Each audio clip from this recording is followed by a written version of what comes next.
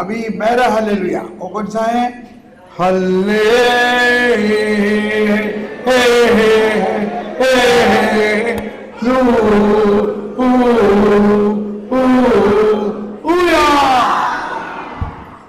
समझ में?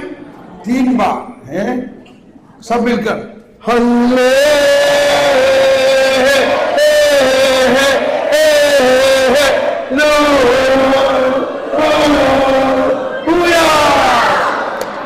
अच्छा, और सब मिलकर हल्ले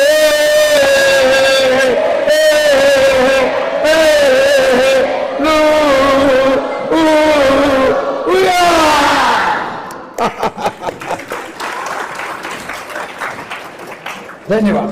आइए बैठिए। अभी हमारे इस शिविर का सबसे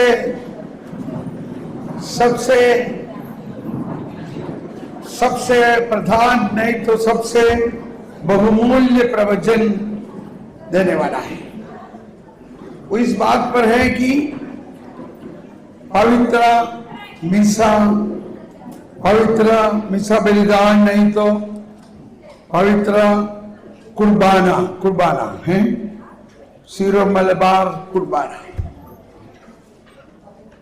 अभी हमारे वक्त बहुत कम है। बिशप स्वामी आएंगे 11 बजे, 11:15 में मिसा तो कुर्बाना चालू होने वाला है। तो एक तरफ से ये बहुत अच्छा है। हम लोग कुर्बाना बोलता है ना, कुर्बाना है, क्या बोलता है? पवित्र बलिदान। या तो पवित्र बलिदान का बारे में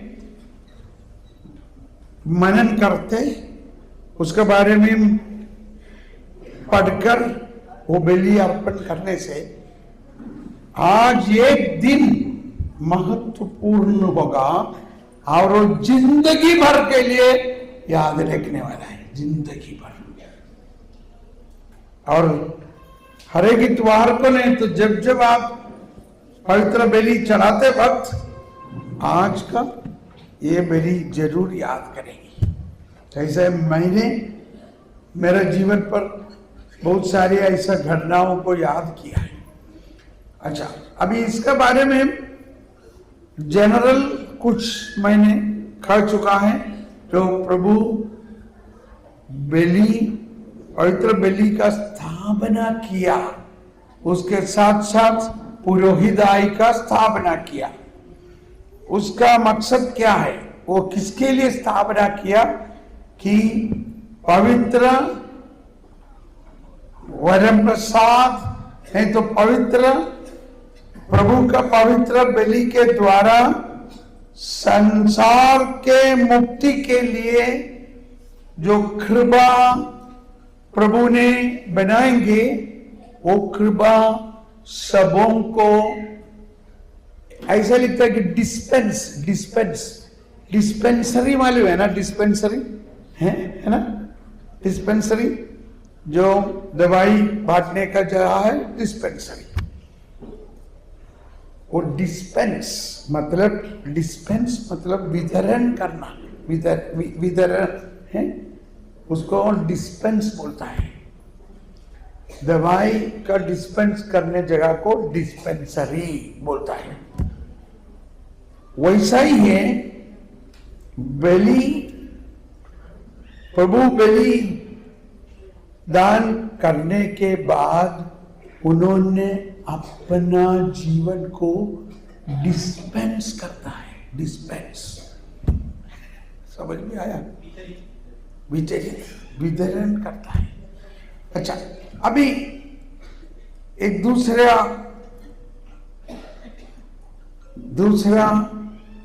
एक ज्ञान से हमें बलिदान को पढ़ने वाला है। हम लोग हमेशा बलिदान बोलता है तो खास करके हम सोचते हैं कि प्रभु यीशु क्रूस पर जो बलिदान किया, यही सोचता है ना। लेकिन प्रभु यीशु का जीवन,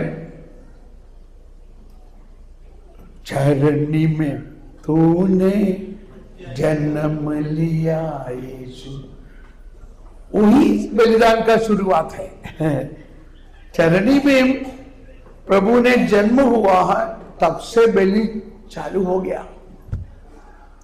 किसके लिए चरनी में प्रभु ने जीवन चालू किया? किसके लिए? बलिदान करने के लिए। अभी कुछ बात मैंने पहले दिन बोला और याद दिलाता, इसलिए मैं जहां पर भी जाता है ये बालक प्रभु को लेके जाता है, क्योंकि प्रभु ने शरीर धारण किया, उसी वक्त से बलि चालू हो गया। आप मेरे साथ है क्या? नींद आ रहे हैं? सब लोग हाथ उठाकर तो बीच बीच में ऐसा करना, और आजू बाजू को देखना वो सोता है कि नहीं। सोता है तो एक थप्पड़ मारना ऐसा आस्ते से, थोड़ा मार के देखो, ऐसा ऐसा ना, ऐसा उसको प्रेम से उठाने के लिए, क्योंकि एक बहुत गहराई का प्रवचन है, तो कोई सोना नहीं चाहिए। देखो लड़का लोग का भी मजा आ गया, थोड़ा एक थप्पड़ मार के देखो आस्था से। अच्छा सुनो, तो हमारी सीरो मलबार कुर्बाना में पहला भाग प्रभु का सो कैसे बोलेगा, द मिस्ट्री ऑफ इनकारनेशन है, मनुष्य अवतार। हाँ हिंदी ले पुस्तक। अच्छा तो आप थोड़ा मदद करना फादर जी। वो पहला हम लोग, अच्छा नहीं तो मैं दूसरा बताता। मिस्सा बलिदान में 7 भाग है, 7 भाग, समझ में है? 7 भाग। वो 7 भाग प्रभु का जीवन का 7 अवस्था को साथ संबंध है। 7 मिस्ट्रीज। प्रभु यीशु का जीवन में 7 रहस्य है, जो नोट लिखने वाला लिखना। और ये जो इसका वीडियो आपको YouTube में देख सकता है, बाद में आप ये देख के देखना। प्रभु यीशु का जीवन में 7 रहस्य है। पहला रहस्य द मिस्ट्री ऑफ इनकारनेशन, इसको क्या बोलेगा? प्रभु का देहधारण का रहस्य, मिस्ट्री ऑफ इनकारनेशन, शरीर धारण किया। पहला रहस्य क्या है? मिस्ट्री ऑफ इनकारनेशन, प्रभु यीशु अब ईश्वर पुत्र मनुष्य बन गया। और दूसरा रहस्य है प्रभु का बपतिस्मा, प्रभु का बपतिस्मा, समझ में है ना? दूसरा बपतिस्मा, द मिस्ट्री ऑफ बैप्टिज्म। और तीसरा प्रभु का परस्य घोषणा का, प्रभु ने परस्य जीवन बिताया। प्रभु यीशु 3 साल कोई परस्य जीवन नहीं किया, लेकिन 3 साल उन्होंने सुसमाचार का घोषणा किया। उनका परस्य जीवन मतलब घोषणा का जीवन है। तीसरा, the mystery of proclamation of the kingdom. तीसरा। 14, दुख भोग और मरण, passion and death of Jesus, that is the 4th mystery. प्रभु ईसा का जीवन में 7 रहस्य है। पहला इनकार्नेशन, शरीर धारण, दूसरा बपतिस्मा, तीसरा प्रभु का घोषणा, और 14 प्रभु का पीढ़ा और मरण, पैशन एंड डेथ, और 5वां प्रभु का पुनरुत्थान। 5th mystery is the mystery of resurrection, और 6वां प्रभु का स्वर्गारोहण, the mystery of ascension. Mystery of ascension, प्रभु स्वर्गारोहण हुआ। और 7वां पेंटेकोस्ट, स्वर्ग अवरोहण, आरोहण और अवरोहण। प्रभु स्वर्ग से उतर के सबों का अंदर आके भर गया, वही पेंटेकोस्ट। पुनरुत्थित प्रभु समस्त संसार में उनकी आत्मा को बरसाया। अभी ये 7 रहस्य मिसा बलिदान के द्वारा, संस्कार के द्वारा, इकोनॉमी ऑफ सैल्वेशन के द्वारा रिवील होता है, प्रकट होता है। हर एक मिसा बलिदान पर ये 7 रहस्य, देखो अभी यहां पर 3 बात होता है, 3 बात प्रकट होता है और इट बी मेड प्रेजेंस,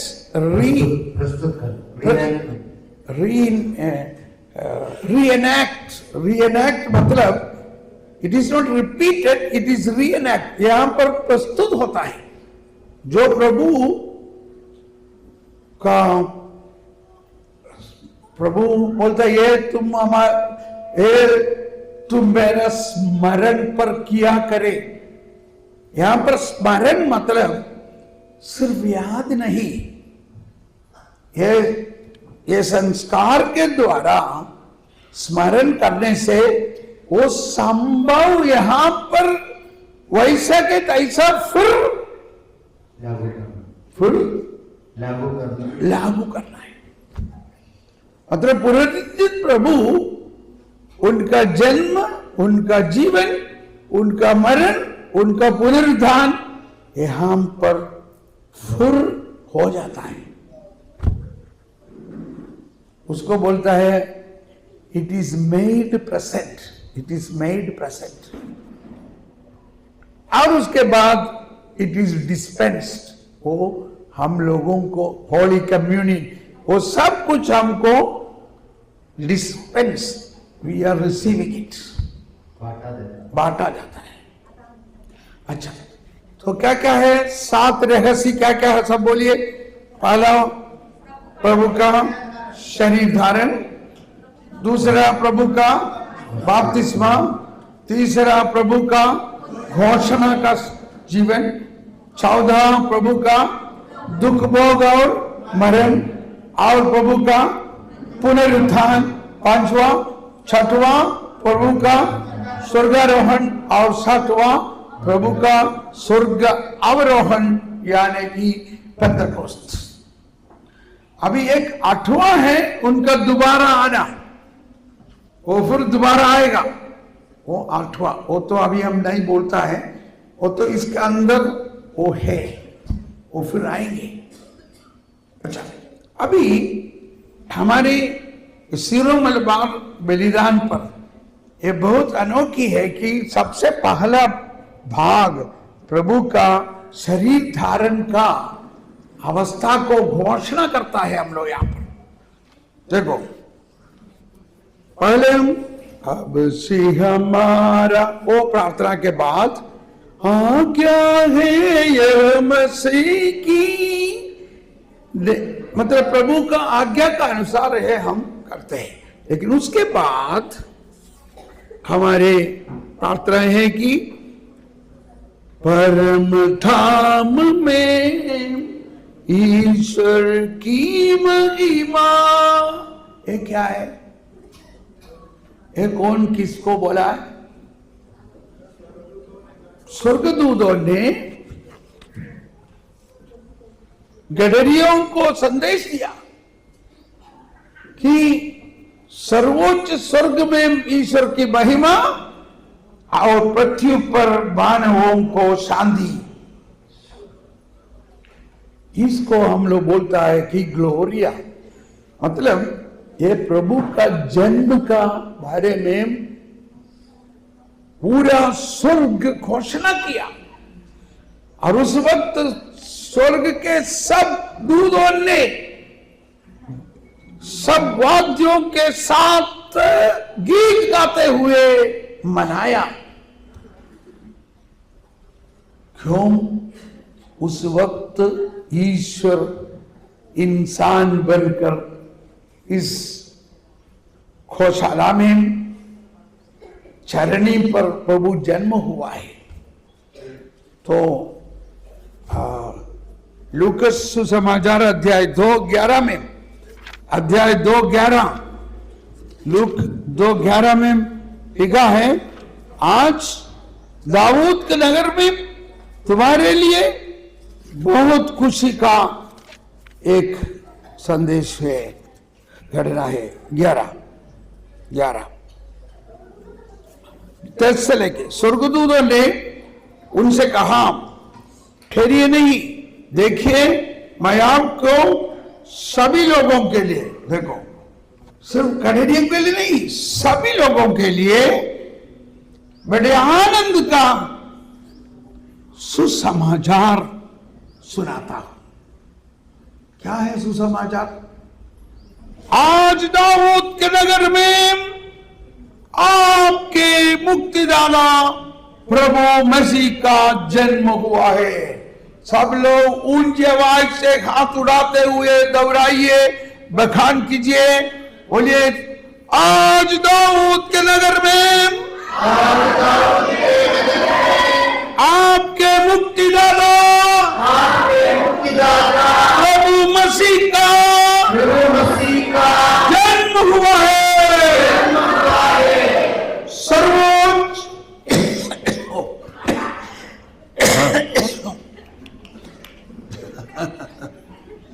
सर्वोच्च स्वर्ग में ईश्वर की, ये बाइबल का सबसे बड़ा एक वचन है, लूक 2:11। इसमें 3 बात है एक वचन पर। क्या है? ये जो जन्म हुआ बच्चा वो कौन है? मुक्तिदाता है, प्रभु है और मसीह है। ये कौन सा नबी ने कहा?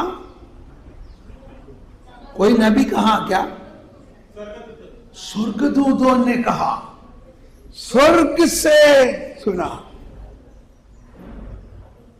उसी वक्त स्वर्गदूतों ने बहुत धूमधाम से घोषणा किया। तो हमारे मिसा बलिदान पर इस घटनाओं को हम 3 बार गाते हैं, 3 बार। उसी वक्त आप विश्वास करो, ये संभव अभी यहां पर मिसा पर फिर हो रहा है। इस मिसा पर प्रभु यीशु जन्म होता है।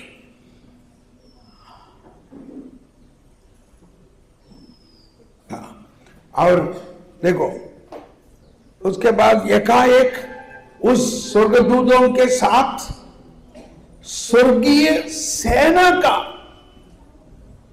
विशाल समूह दिखाई दिया, और जो यह कहते हुए ईश्वर की स्तुति करता था, सर्वोच्च स्वर्ग में ईश्वर की महिमा प्रकट हो और पृथ्वी पर उसके कृपा बातों को शांति हो। तो ये इसको ग्लोरिया बोलता है।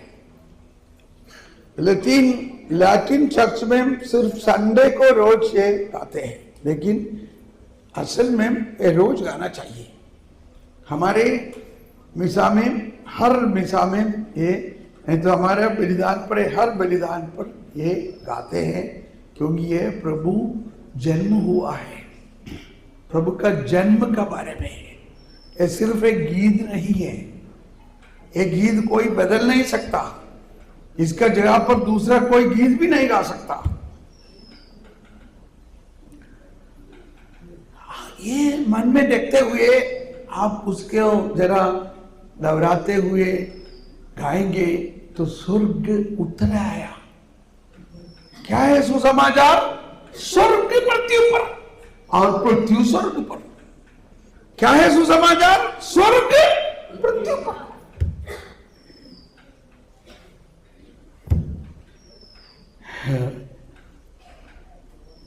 देखो उसके बाद इन लोग ने क्या किया मालूम है? गैडरियो ने क्या किया? जब स्वर्गदूत उनसे विदा होकर स्वर्ग चले गए तो चरवाहों ने एक दूसरे से ये कहा, चलो हम बेथलेहम जाकर वह घटना देखें जिससे प्रभु ने हम पर प्रकट किया है। चलो तुरंत हम लोग जेरूसलम जाए। अभी समय कम है, लेकिन अभी देखो 3 राजाओं ने जेरूसलम आया और कहने लगा, कहां है वो नया राजा? हम लोग उनका स्टार क्या बोलता है, तारा देखकर आया है, कहां हो? तो वहां का लोग बोल, कौन सा राजा? हमें कोई पता नहीं है। तो राजा हेरोद ने बाकी सब लोगों को बुला के, क्या सुन रहे, कोई राजा यहाँ पर जलने वाला क्या? तो शास्त्री लोग और पुरोहित लोग बोला, हाँ ऐसा ऐसा प्रवचन है, वो बेथलेहम में जलने वाला है। अच्छा, और एक राजा बेथलेहम पर जलेगा? तो ये जो प्रधान पुरोहित लोग और शास्त्री लोग ये सब सुना, लेकिन उतना दूर से वो 3 राजा लोग आए ये बच्चा को आराधना करने के लिए, वो आराधना करने के लिए आया। लेकिन ये जो बेथलेहम, ये जेरूसलम पर इतना यहूदी लोग था, उनको कुछ भी दिलचस्पी नहीं हुआ। चलो हम भी उधर जाके उसको देखो। समझ में आया? वो तो ऐसे ही बैठा उधर। और 3 राजा लोग प्रभु को देखते हुए क्या किया? उन लोग साष्टांग प्रणाम करते हुए आराधना किया। ये सब मैं पहले दिन बोला ना। और उन लोग चांद, सोना और वो सब दे के दिया है कि तो ये बेटा, ये छोटा, ये राजा है, ये प्रधान पुरोहित है और ये बहुत बड़ा नबी है। अच्छा, तो ये जो चरवाहों ने किया, अरे चलो हम लोग अभी दौड़ कर जाएगा बेथलेहम पर और सब बड़ा संभव देखेगा। हमारा मलयालम बाइबल में लिखा है ये संभव। संभव हिंदी में भी होता है ना, हाँ, घटना। संभव मीन्स पॉसिबल है, संभव मीन्स पॉसिबल। हाँ, ये घटना देखेगा। और उन लोग दौड़ के आया। अच्छा, तो हमारा बलिदान में शुरू में ये 3 बार दोहराते हुए ये रहस्य, एक रहस्य को हम दोहराते हैं। क्या है रहस्य? परम धाम में ईश्वर की महिमा। गाइए, परम धाम में ईश्वर की महिमा और पृथ्वी पर मानवों को शांति सुभाषा सदा सर्वदा। ये सच है क्या? ये झूठा है? ये सच है, ये सत्य है।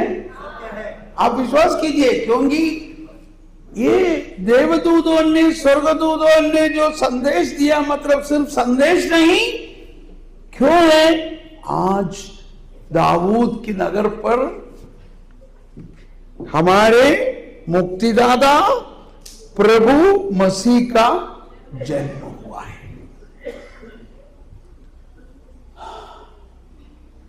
हर मिसाल पर ये पुनर नहीं तो ये फिर मेड प्रेजेंट, ये अवस्था यहां पर ये सैक्रमेंट, एक संस्कार के होने के नाते ये प्रभु हमारे लिए, आज जीने वाले लोगों के लिए प्रभु यहां पर आज जन्म होता है मिसा में।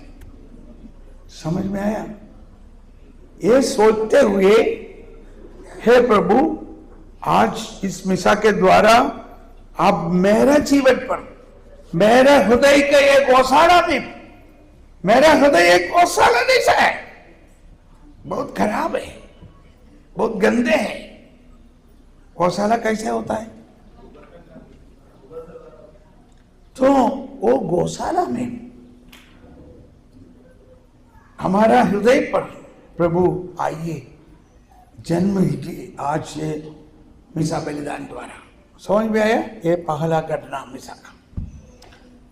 अभी उसके बाद ये बेटा, प्रभु का बेटा माता मरियम और संत जोसेफ के साथ बढ़ने लगा। वो कैसे बढ़ा? वो मोबाइल फोन देख के बढ़ा क्या? वो सिनेमा का गीत सुन के बढ़ा क्या? कैसे बढ़ा? आजकल हमारा घर में बच्चा लोग 2 साल का बच्चा भी, वो तो खाने के लिए चक चक चक ये गीत सुनना चाहिए। हम लोग अच्छा सुन ले तो कम से कम वो कुछ गाने तो पर। लेकिन माता मरियम और संत जोसेफ ने इनको कैसे बढ़ाया? प्रभु का वचन, प्रभु का प्रार्थना सिखाया। सबसे पहला प्रार्थना उन लोग क्या सीखा? हे पिता हमारे, बोलिए,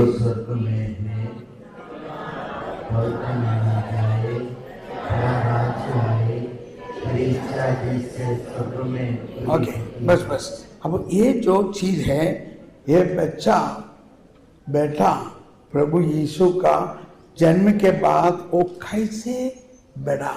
वो ये सब प्रार्थना करते, प्रार्थना सीखते हुए बढ़ा। उन लोग कैसे प्रार्थना किया? उस समय तक प्रभु को कोई पिता करके बोला नहीं था। देखो, मेरा पत्नी यहाँ है इधर। मैं बहुत छोटा उम्र पर शादी किया, मतलब 24-25 साल पर मैं शादी किया, है ना। तुरंत मुझे एक बेटी हो गया है। तो मैं एक युवक के जैसा एक टी शर्ट पहन कर ऐसा खेलते खेलते घूमता था। तो मेरे पिताजी एक दिन मुझे बुलाया, इधर आओ, इधर आओ। बोला, क्या बात है? तुमको मालूम है क्या, तुम अभी एक बाप बन गया है, एक पिता है। तुम ऐसा एक युवक जैसा खेल खिला के चलता नहीं, तुमको एक बेटी है। हाँ, ओ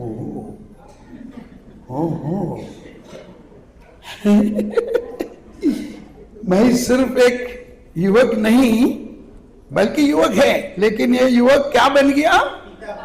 पिता बन गया। मुझे एक बेटी है, मुझे अभी भी याद है। मुझे पिता बोलने के लिए, कौन मुझे पिता बोल सकता है? बेटी, नहीं तो बेटा। मतलब मुझे एक प्रमोशन मिल गया, मैं सिर्फ एक युवक नहीं, अभी मैं एक पिता बन गया। सोच के देखो आपका जीवन पर, आपका पहले बच्चा हुआ तो आपको क्या मिला? मम्मा पापा ऐसा बोलने के लिए। यही है नया विधान। मतलब नया विधान मतलब उसी वक्त तक प्रभु परमेश्वर को, प्रभु ईश्वर को पिता बोलने के लिए जिंदगी दुनिया में कोई नहीं था। प्रभु ईसा मसीह जन्म होने के बाद प्रभु ईसा मसीह ईश्वर को क्या बोलेगा? अब्बा अब्बा पापा पापा पिता।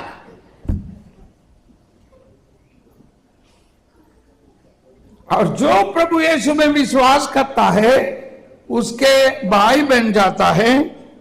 उन सब प्रभु यीशु के साथ हे पिता हमारे। समझ में आया? सारा बाइबल में एक सबसे बड़ा बदलाव हुआ है, क्योंकि हर इंसान जो प्रभु यीशु में विश्वास करता है उसको अभी से ईश्वर को क्या बोलेगा? हे पिता हमारे। हमारे मतलब पिता, यीशु का पिता हम सबके पिता हो गया। जब प्रभु यीशु, माता मरियम, संत लोग सब उसी समय से ऐसा प्रार्थना करना सीखा, हे पिता हमारा। मतलब एक घटना जब मिसा बलिदान पर हम करते वक्त याद रखो, प्रभु यीशु बढ़ रहा है। कैसे बढ़ रहा है? सिर्फ टीवी देखकर नहीं, मोबाइल देखकर नहीं, प्रार्थना करते हुए बढ़ रहा है। एक प्रार्थना ये हे पिता। उसके बाद हम क्या देखते हैं? उसके बाद देखते हैं कि स्तोत्र ग्रंथ का खुशी से जाओ आत्मा में इसे गाओ आत्मा मेरी, जीवन पर तुम महिमा प्रभु की। खुशी से गाओ आत्मा मेरी, जीवन पर तुम महिमा प्रभु। हम लोग हो सकता है इसका दो तीन लाइन ही गीत गाते हैं, लेकिन एक घटना इसलिए है कि प्रभु ईसा मसीह बचपन से माता मरियम और संत जोसेफ के साथ रोज आनी 7 बार, तो इसे फादर लोगों का घंटा का प्रार्थना है।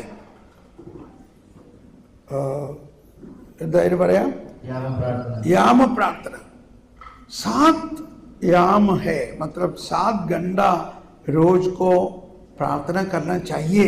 फादर लोग, सिस्टर लोग, मालूम नहीं उन लोग करता कि नहीं करना चाहिए, लेकिन वो उसके लिए सिर्फ नहीं, हम लोगों के लिए लागू है और वो समय को पवित्र करा सकता है। तो प्रभु यीशु, माता मरियम हर 7 घंटा, सुबह 3 बजे, फिर 6 बजे, फिर 9 बजे, फिर 12 बजे, फिर शाम को दोबारा 3 बजे, फिर शाम को, फिर रात को 7 बार प्रार्थना करता है। वो कलीसिया का नियम है, इसके लिए कानूनिक प्रार्थना बोलता है। तो ये उसी वक्त से चालू है। तो ये बेटा प्रभु बालक यीशु माता मरियम के साथ स्तोत्र ग्रंथ का प्रार्थना करते हुए बड़ा है।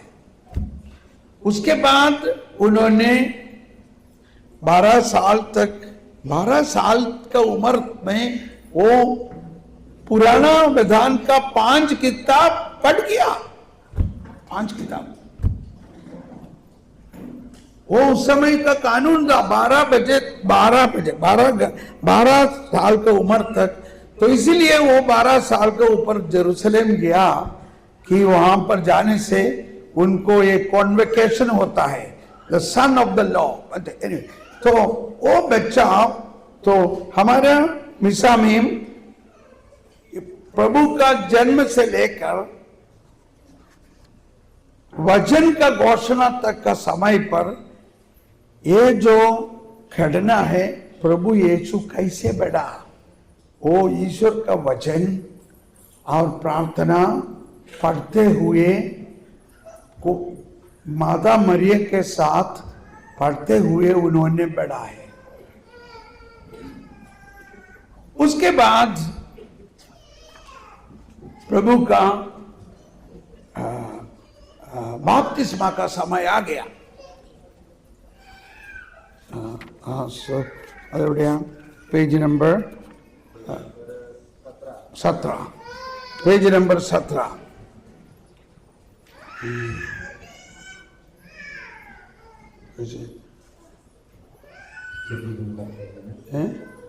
അതെങ്ങനെ ഒന്ന് പാടി? ആ, page number 17, prayer is on 18. कैसे तरह गाइए? हे सबके प्रभु तेरी महिमा हो, ईसा मसीह तेरी स्तुति हो। तन को तू नव जीवन देता, आत्मा का धारण करता। अच्छा, एक गीत है, ये सिर्फ एक गीत नहीं, ये हमारे सीरो मलबार लिटरेचर में बहुत महत्वपूर्ण एक घटना है। हमारे केरल में उस जो पुराना गिरजा में वो जो पवित्र जगह को एक वेल डालते हुए पर्दा डालता है, क्योंकि ये पवित्र जगह खुला नहीं, ये वेदी उसका बाहर था। लेकिन इस वक्त प्रभु का बपतिस्मा का समय है। बपतिस्मा का समय पर स्वर्ग खुल गया। उसका निशान में ये पर्दा खुल जाता है और पुरोहित और इनसेंसिंग करते हुए अंदर आ जाता है। ഒരു ധൂപക്കുറ്റി ഒന്നും കൊണ്ടുവരാൻ മതി, ധൂപക്കുറ്റി, इनसेंसिंग धूप अर्पण करते हुए आता है। तो वो घटना, ये प्रभु का बपतिस्मा का समय पर स्वर्ग खुल गया। उन्होंने सर्वाधिवन हो गया, सर्वाधिक हे सबके प्रभु। ओ प्रभु का बपतिस्मा के द्वारा स्वर्ग खुलकर स्वर्ग से आवाज सुना और उसके द्वारा उनको अभिषेक मिला। वो घटना, इसलिए उसी वक्त हम लोग उधर देखकर प्रभु को वंदन करते हुए 3 बार एक गीत गाते हैं। वो प्रभु का बपतिस्मा का समय है। वो बपतिस्मा का समय पर धूपार्पण करता है। प्रभु धूपार्पण करने से, वो धूपार्पण में बहुत सारा चीज मालूम होना चाहिए। धूपार्पण मैं बताएंगे अभी। वो धूपार्पण करते वक्त हम हमारे सबों का प्रार्थना को प्रभु को चढ़ाता है और प्रभु का आशीष हम सबों को मिलता है। और 3 बार एक गीत गाते हुए हम प्रणाम करते हुए प्रार्थना करता है।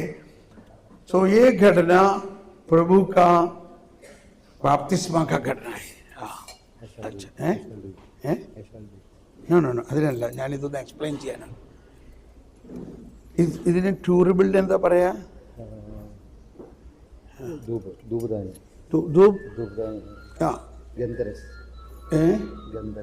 ഗന്ധരസ് ധൂപ്ധാനി. ധൂപ്ധാനി. This is durable, धूपधानी. देखो इसमें आपको कुछ समझाना चाहिए। इसमें 3 चेन है, क्या बोलता है, चेन है, साखळ बोलते ना, साखळ मराठी साखळ म्हणतात। हाँ, मराठी साखळ मतलब चेन। अच्छा, ये पिता पुत्र पवित्र आत्मा का है। वो पिता पुत्र पवित्र आत्मा का निशान है ये 3 चेन। और वो ये जो पृथ्वी है, ये पृथ्वी उसमें टांगा है, और उसका बीच में वो 6वां चेन प्रभु का मनुष्य अवतार है। प्रभु मनुष्य बन गया, क्यों? तब से वो स्वर्ग खोल लिया। देखा, प्रभु किस लिए मनुष्य बन गया? सबों के लिए स्वर्ग खुला। देखा, पिता पुत्र पवित्र आत्मा से मनुष्यावतार करते हुए मनुष्य बनकर आया, हमारे लिए स्वर्ग खुला है। और इसमें 3 बेल मणि, मणि वो इसमें नहीं है, लेकिन घंटी होना चाहिए। वो 12वां अपोस्तल का निशानी है। 4 चेन पर 3 खंडी होता चाहिए। और इसका अंदर जो काला कोयला इंसान है, जो इंसान जो मुक्ति नहीं मिला, मुक्ति के लिए इंतजार में ही वो इंसान है कोयला। उसमें जो आग है वो पवित्र आत्मा है। समझ में आया? इतना इसके बारे में जानना चाहिए। उसमें आके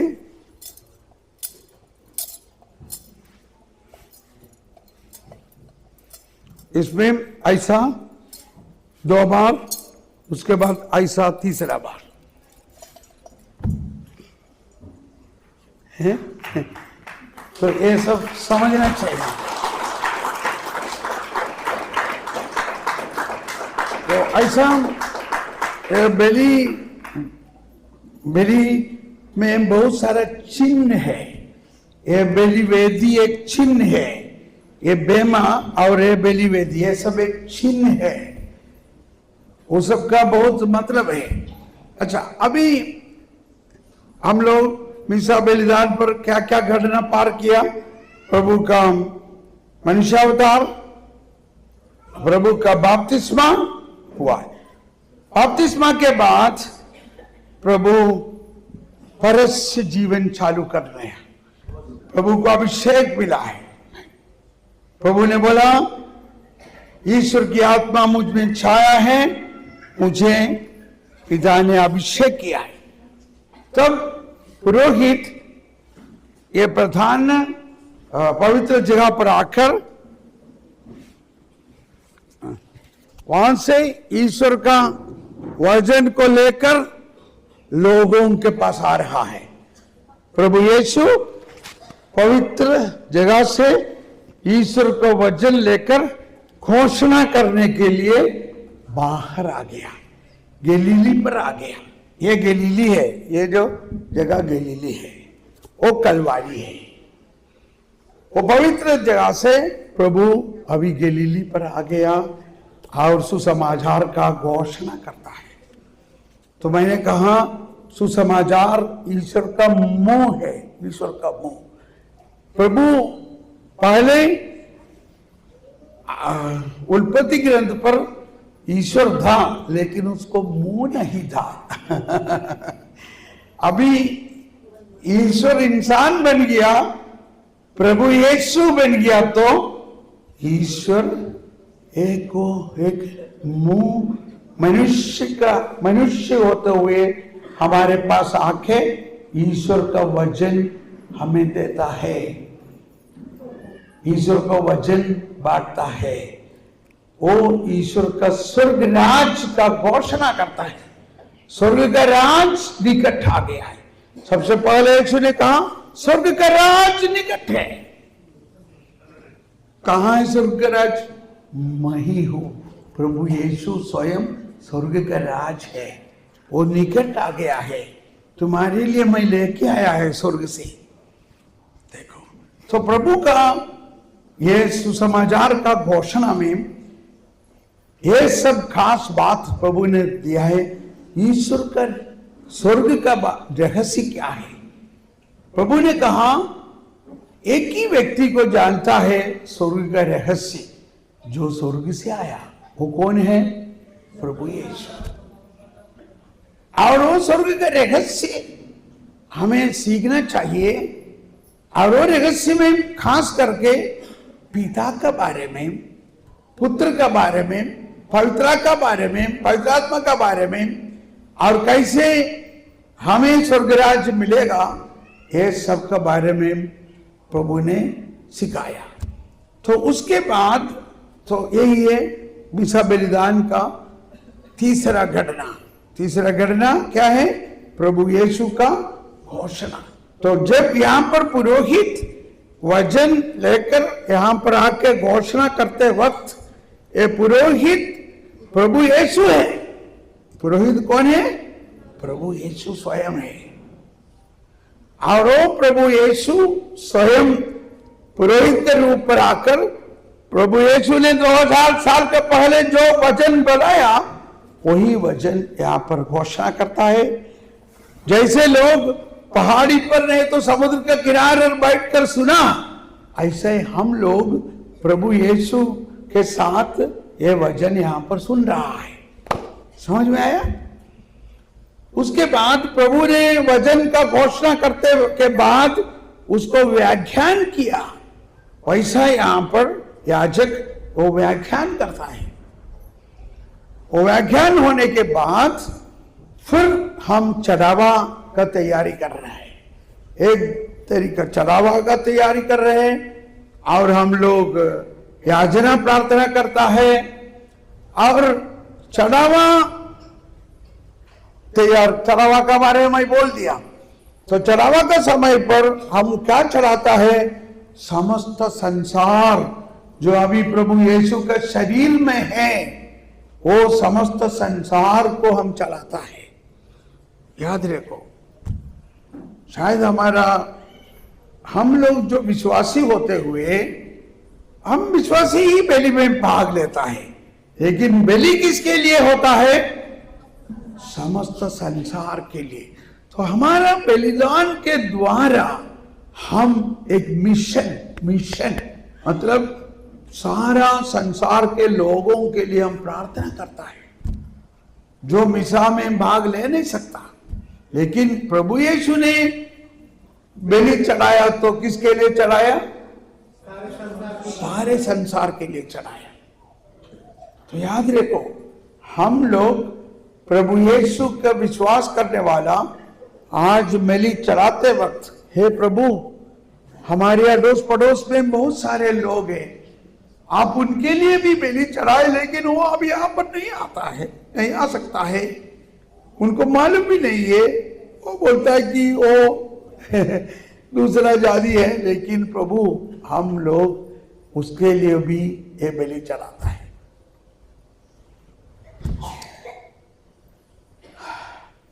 आज अगर आप अपने पड़ोसी के लिए ऐसा प्रार्थना करेगा तो क्या होने वाला है मालूम है? आप वापस जाते वक्त वो पूछेगा, अरे आपको 3 दिन से नहीं देखा, आप कहाँ गया था? अरे वो आप जाने का जरूरत नहीं, ऐसा बोलेगा क्या? ऐसा भी बोल सकता है। ऐसा नहीं बोलना। हम लोग 3 दिवस में एक प्रार्थना शिविर पे किया था। अच्छा, 3 दिवस?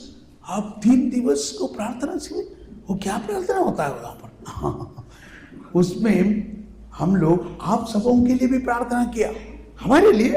हम तो हिंदू है, आपका कैथोलिक लोग हिंदू के लिए प्रार्थना करता है क्या?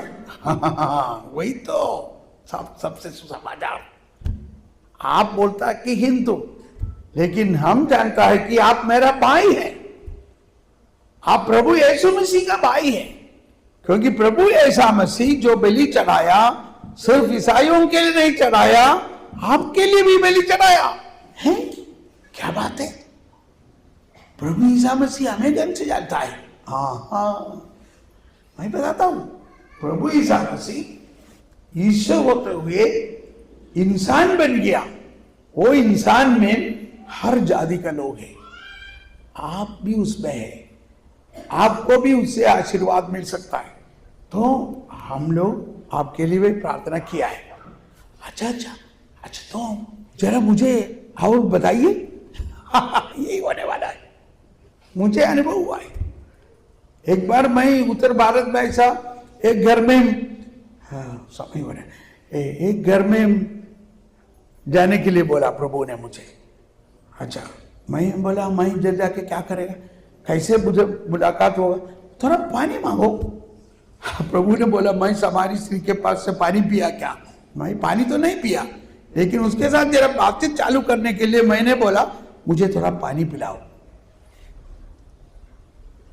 पानी पिया, हम देखा क्या नहीं। तो वैसे मैं घर में जाकर बोला अच्छा भाई क्या बात है, थोड़ा पानी पिलाएगा? ओ जरूर जरूर, आके बैठिए बैठिए। पानी। आप कहां से आया? मैं बॉम्बे से आया। बॉम्बे से? और आप यहाँ पर, आपका क्या नाम है? मेरा नाम थॉमस पॉल है। ओ आप एक ईसाई है, क्रिस्ती है? हाँ या। अच्छा बैठिए बैठिए। अच्छा पानी ला रहा है, बीच में जरा आप बताएगा क्या, ये यीशु क्रिस्त के बारे में कुछ मुझे बताएगा क्या? देखो सचमुच हुआ है। क्यों पूछा मुझे?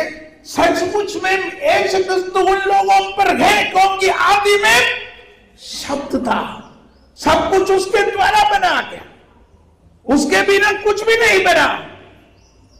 तब तक तो मैं प्रभु यीशु के बारे में बोलने चालू किया। मैं बोला प्रभु यीशु सिर्फ ईसाइयों का संपत्ति नहीं है, सबको सबसे सब बोला। तब बीच में अंदर में एक बच्चा रो रही है। तो ये बोला अच्छा भाई साहब माफ करना, वो बच्चा बहुत बीमार है, बहुत दिन से बीमार है। हम लोग कई डॉक्टर लोग के पास किया लेकिन कुछ फायदा नहीं हुआ। हाँ अभी समझ में आया क्यों मुझे यहाँ पर लेके आया है ना। तो मैंने कहा देखो मुझे गूज़बम्प हो रहा है। मैंने बोला देखो हे प्रभु यीशु सबों को चंगा करता है, हैं? चंगाई मतलब सब बीमारियों को मुक्त कराता है। आप सिर्फ वो प्रभु का नाम लेके पुकारो। प्रभु ने कहा जो उसमें विश्वास करता है वो हाथ लगाएगा तो प्रभु बच्चा चंगा हो जाता है। अच्छा अरे वो तो है, तो मैं विश्वास करूं? आप विश्वास कीजिए, प्रभु यीशु पर आप विश्वास करें, आपका बच्चा अभी चंगा हो जाएगा। अरे मैं बहुत दिन से डॉक्टर लोग के पास गया, कुछ फायदा नहीं हुआ। अच्छा बच्चा को लेके आइए। बच्चा आ गया। तो मैंने बोला देखो, तो मेरे पास एक क्रूस का, देखो प्रभु यीशु सबों का पाप और रोगों को अपने बलि में ले लिया है। अच्छा अब बोलेगा तो मैं विश्वास करता हूं। अच्छा विश्वास किया, और क्या है? वो विश्वास किया और हम दोनों मिलकर बच्चा के लिए प्रार्थना करेगा।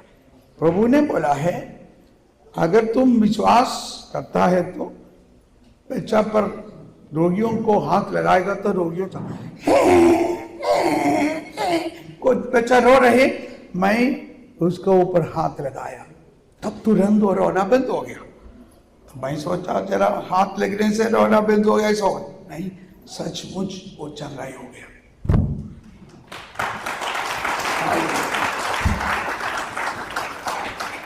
ये मेरा शुरुआत का समय पर था, मुझे विश्वास नहीं हुआ सचमुच चंगाई होगा क्या? इतना जल्दी चंगाई होगा क्या मेरा प्रार्थना से?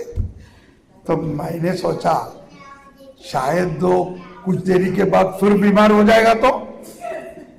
तो मैंने उससे बोला देखो कभी ऐसा होता है 2-3 बार दवाई लेना पड़ता है, ऐसा 2-3 बार प्रार्थना करना पड़ता है। तो मैं कल फिर आऊंगा। मैंने इसलिए बोला कि मेरा कमी विश्वास की वजह से मैं बोला मेरा विश्वास का कमी की वजह से मैं बोला कल फिर आके एक बार प्रार्थना करेगा। हाँ जरूर आप आइए, क्योंकि मुझे ये बिल्कुल होना चाहिए कि ये बच्चा को फिर बीमारी नहीं होना चाहिए। तो मैं दूसरा दिन आ गया तो 50-60 लोग वहां पर है, सब बीमार लोग। मतलब ये बच्चा को जो चंगाई मिला तो अड़ोस पड़ोस के सब लोगों को इकट्ठा किया और मैं उसके लिए सब प्रार्थना करना पड़ा। देखा तो आज का मिसा बलिदान पर आप चढ़ाइए, सिर्फ आपका तकलीफ नहीं, आपका अड़ोस पड़ोस का, आपका गांव का सब लोगों का तकलीफ को चढ़ाइए, सब लोगों को चढ़ाइए। और आप वापस आते वक्त आपका घर में आएंगे वो लोग। अच्छा, आप सुना है कि आप कोई प्रार्थना सभा में गया, मेरे लिए प्रार्थना करे, हमारा बच्चा बीमार है, आप तुरंत प्रार्थना करो, बच्चा चंगा हो जाएगा। हालेलुया।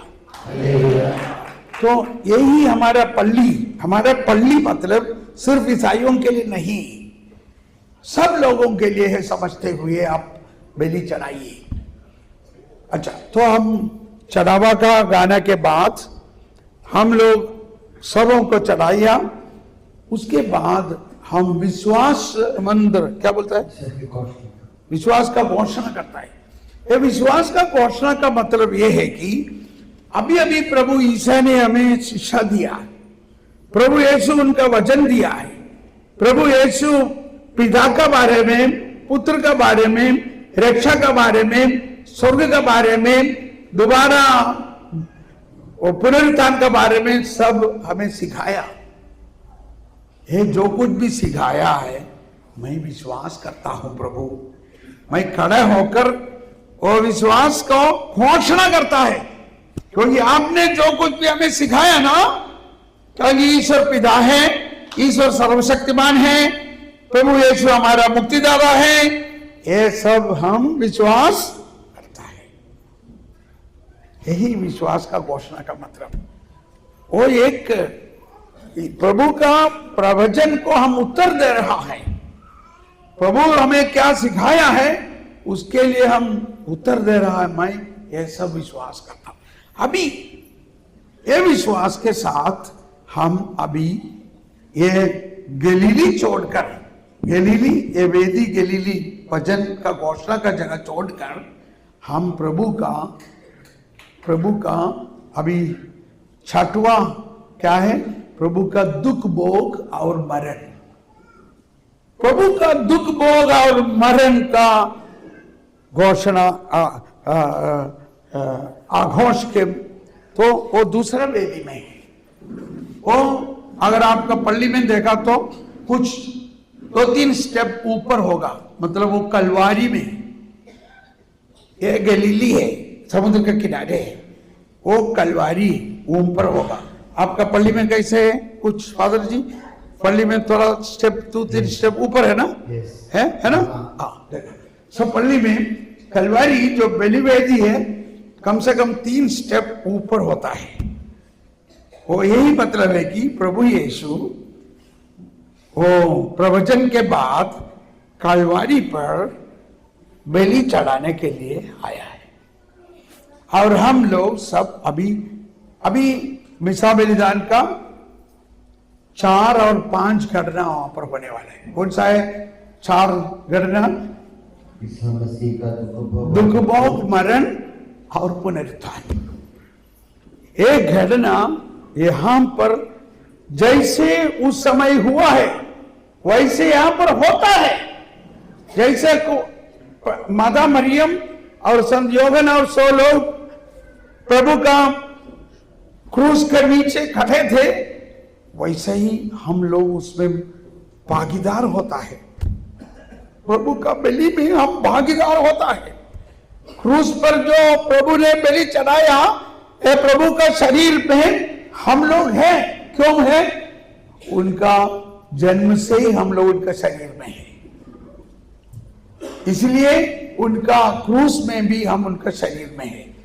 तब ये बलि चढ़ाते वक्त बहुत सारा प्रार्थना है। वो प्रार्थना में ये सब मतलब है। प्रभु ने भक्ति भाव के साथ वो वरप्रसाद का स्थापना करते हुए क्या बोला वही वचन बताता है। हे तुम्हारे पापों का क्षमा के लिए बांटा जाएगा मेरा शरीर।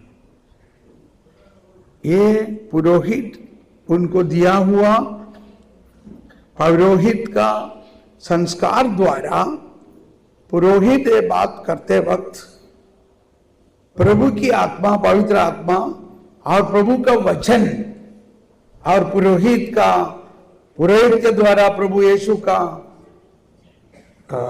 सहभागिता के साथ ये रोटी शरीर बन जाता है प्रभु का, और द्राक्षरस प्रभु का रक्त बन जाता है।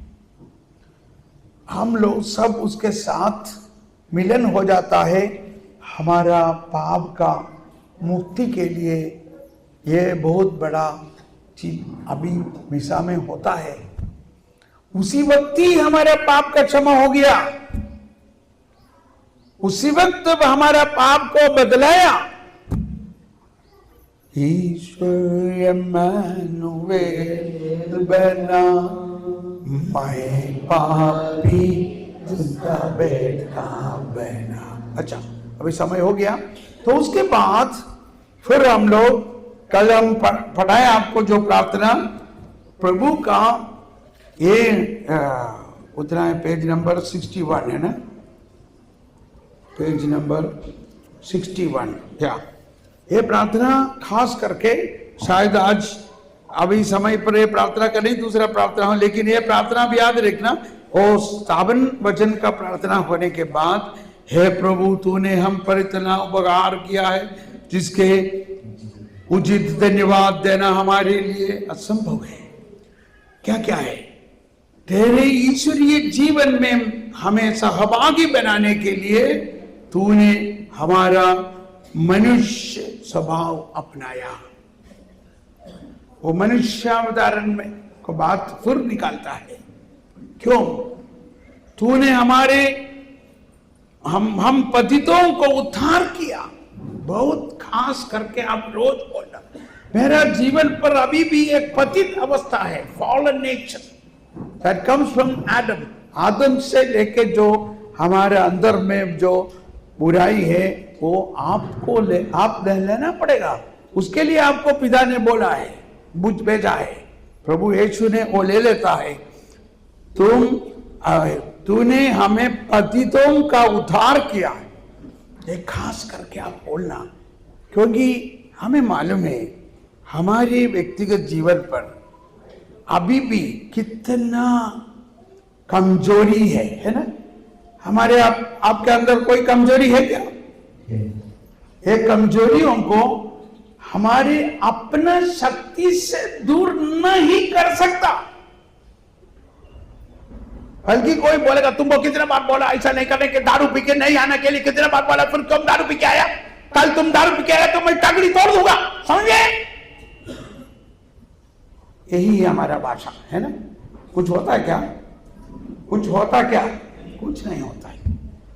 ऐसा नहीं होना चाहिए, बल्कि ये बोलना चाहिए, देखा बेटा तुम्हारा ये दारू पीना का कमजोरी तुमसे नहीं तो हमसे दूर नहीं कर सकता। अच्छा, फिर कैसे हो? ये प्रभु ईसा मसीह उनका क्रूस पर, उनका बलिदान पर ले चुका है करके तुम विश्वास करो। संसार का मेमना, संसार का पाप हरने वाला मेमना है, तो हमारा बातचीत में बदलाव होना चाहिए। बेटा तुम्हारा ये कमजोरी तुमको नहीं मिटा सका, नहीं तो हम, लेकिन प्रभु तूने हम पतितों का उद्धार किया। यही रास्ता है, सचमुच आप पकड़ना। मृतकों को जीवित किया मतलब हमारी आत्मा में पाप के वजह से जो कुछ भी अंधकार भरा है, हमारा आत्मा का जीवन नुकसान हुआ, उसको प्रभु ने दोबारा दे सकता है। पापियों को पवित्र किया, अपराधियों को मोचित किया, तूने हमारे बुद्धि को आलोकित किया, शत्रुओं को। ये प्रार्थना आप लिख के रखो, नहीं तो बैहाक कर कर हे मिसा में सचमुच आप प्रार्थना करो। तो प्रभु का मरण पुनरुत्थान के द्वारा हमारे सब पापों ने उन्होंने अपने शरीर पर लेकर दफनाया। उसके बाद वो जी उठते वक्त एक नए शरीर लेके आया। वो नया शरीर पर है हम सब, उनका पुनरुत्थित शरीर। तो उसके बाद मिसा बलिदान पर बहुत सारा प्रार्थना अभी ध्यान से देखेगा तो ये सब उसमें है। उनका पुनरुत्थान द्वारा हमें नया जीवन दिया। उसके बाद अभी हमारा 5वां गणना हो गया। क्या क्या गणना? पहले यीशु का शरीर धारण, बपतिस्मा, घोषणा और मरण, दुखभोग, मरण और पुनरुत्थान। उसके बाद जब पुरोहित ने प्रभु यीशु को उठाता है और बोलता है कि ये स्वर्ग से उतरे हुए रोटी, और हम उनको आराधना करते वक्त सचमुच में प्रभु का स्वर्गारोहण के बारे में याद कर रहा है। प्रभु मरण और पुनरुत्थान के बाद स्वर्ग आरोहण किया, मतलब हम सबों को उनका शरीर पर लेकर पिता के पास पहुंचा। अभी हम कहां पर है?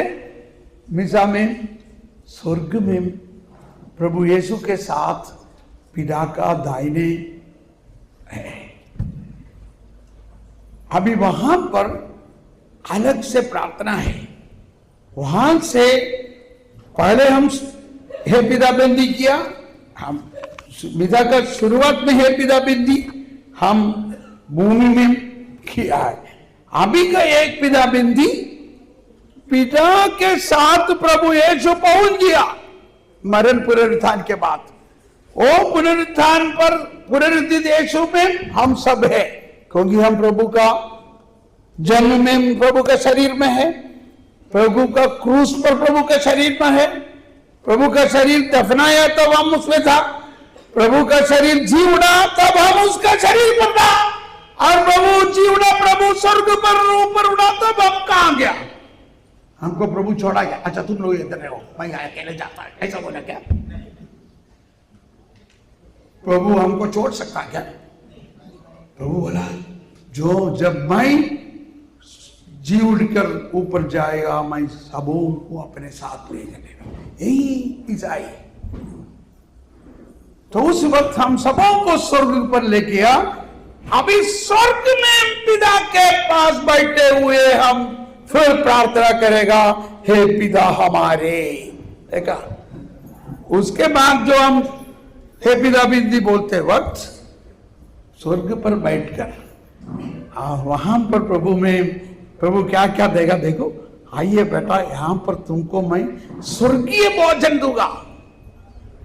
तो ये पिता बिंदी के बाद हमें स्वर्गीय भोजन, क्या है स्वर्गीय भोजन? प्रभु यीशु का शरीर रक्त। कौन सा शरीर रक्त? उनका मनुष्य शरीर रक्त नहीं, उनका पुनरुत्थित शरीर रक्त हमको देता है। उनका मनुष्य शरीर को हम खा सकता है क्या? यही बात हुआ था कफरनाम में। ये बोलता है कि उनका शरीर खाने के लिए ये कैसे हो सकता?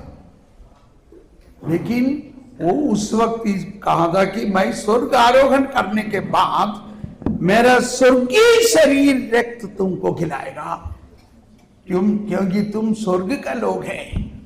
स्वर्गीय शरीर, इसीलिए बोलता है कि स्वर्गराज पर विश्वास करते हुए प्रभु यीशु का शरीर और रक्त पाने के लिए कलेसिया आपको निमंत्रण देता है ना? ऐसा प्रार्थना करता है। स्वर्गराज में विश्वास, स्वर्गराज पर विश्वास होते हुए प्रभु यीशु का शरीर रक्त हम स्वीकार करते हुए हम संपूर्ण रीति से यीशु के साथ स्वर्ग पर हो जाता है।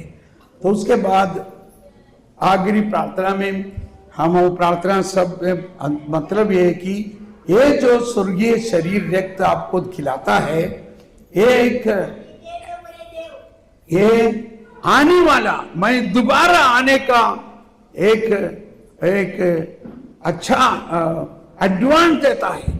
मैं दोबारा आएगा, उस वक्त आप सबों को मेरे साथ जी उठाएगा। आइए, उसके बाद मिसा बलिदान का आखिरी प्रार्थना में हम सबों को क्रूस का चिन्ह से मुद्र करता है, मुद्र सील करते हुए भेजता है कि आपको सब अब विपत्ति से संरक्षण देते हुए, प्रभु का क्रूस का चिन्ह से संरक्षण करते हुए। तो अभी क्या हुआ, प्रभु का वचन खाया, प्रभु का शरीर खाया, प्रभु का लहू पिया, प्रभु की आत्मा, उसका बीच में पवित्र आत्मा का आगमन के लिए हम प्रार्थना करते हैं। पवित्र आत्मा का आगमन के लिए प्रार्थना किया और उसके बाद प्रभु का शरीर रक्त को खाना पीने के लिए भी दिया। उसके बाद हम एक दूसरा क्रिस्त बन गया है, दूसरा क्रिस्त। ईश्वर इम्मानुएल बना, मैं पापी उसका बेटा बना। पिता मेरे संग, पुत्र मेरे संग, स्वर्ग गराज है मुझ में। अभी एक निमिष आप मौन हो जाइए। अभी जो कुछ भी आप सुना है वो ईसा मिसा बलिदान के साथ हम लोग घटित होकर हम पढ़ा है। अभी हम वो सब याद रखते हुए मिसा बलिदान चढ़ाने वाला है। मैं आपको ये प्रार्थना करता कि आपका जिंदगी में आज एक अनोखा अनुभव होगा। ये सब सोचते हुए आप मिसा बलिदान भाग ले और उसके बाद में जो कुछ भी प्रार्थना होगा और उसके बाद यहाँ पर फादर राफेल और एक आराधना करेगा, अभिषेक का प्रार्थना उसके बाद होगा। कोई नहीं जाना है, सबों का सिर पर हाथ लगा के पवित्र आत्मा का अभिषेक के लिए आखिर में प्रार्थना होगा। आइए फादर जी, अभी तुरंत मिसा है ना? ओके। बेटी आग्रह से आशा के साथ पूजा विधान अर्पण करना। ऐसे एक इंटरवल लगी है, अगर किसी को थोड़ा बाहर टॉयलेट में जाना चाहिए तो जा सकता। सब लोग जाने की जरूरत नहीं है। बिशप जी यहाँ उपस्थित हैं। अब समय